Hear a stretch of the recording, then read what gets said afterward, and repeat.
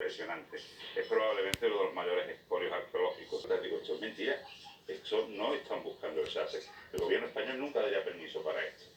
Efectivamente, lo que pasa es que nadie se podía imaginar que lo que estaban buscando era Nuestra Señora de las Mercedes, ¿verdad?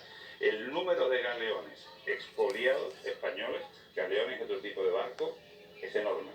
Es enorme.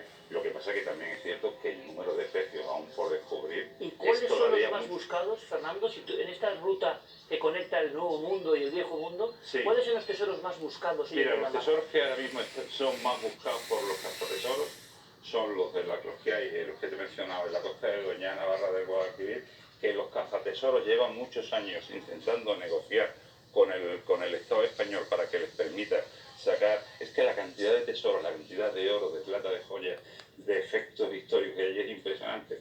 De hecho, hay arqueólogos españoles, algún amigo mío, que dicen que lo que pretenden los cazatesoros es llegar a controlar el patrimonio sumergido español.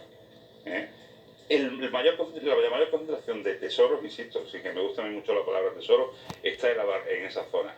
Y después también en los Cayos de Florida hay una... Date cuenta que en los Cayos de Florida se hundieron 2 o 3 flotas españolas completas de galeones cargados con la mercancía que bien venía para España o bien habían cargado en puertos, estaban cargando en puertos de la zona.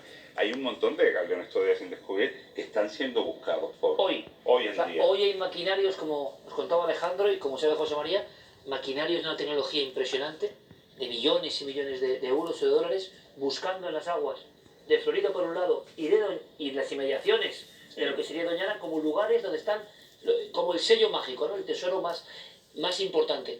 Alejandro nos retrataba, por ejemplo, uno de estos capitanes, yo no sé, pirata, ¿no? Decía Fernando, peor que los piratas, pero tenía algo de fascinante también, ¿no? Los personajes... Sí, cuando tú hablas de... Bueno, cuando estás hablando de tesoros, que tú no, Fernando no lo quiere llamar así, pero... Es un poco el mundo de Tintín, ¿no? Sí. Trackman el rojo. Sí, y tiene ese componente de gran película que venden a todo el mundo también, ¿no? Y dicen, el argumento es... Pues yo también en cualquier momento, ¿eh? El argumento es... Si nadie lo iba a recoger, si eso se va a quedar ahí para siempre, es rumbroso, ¿no? Pero hay una cosa que...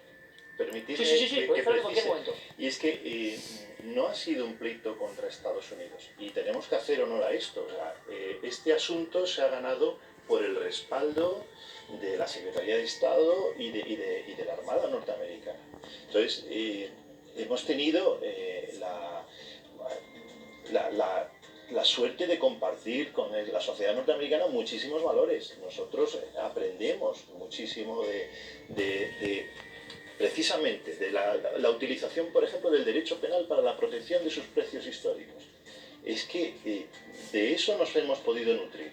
Y es la mejor herramienta, las que nos ha surtido esta experiencia en Estados Unidos, las mejores herramientas para proteger nuestro patrimonio en aguas de... O sea, que no es una guerra civil, una guerra frontal España-Estados Unidos, como se ha contado en la prensa, ¿no? No ha existido. De hecho, el primer asunto en el que España, digamos, participa judicial, el primer recorrido, prácticamente hasta la sentencia,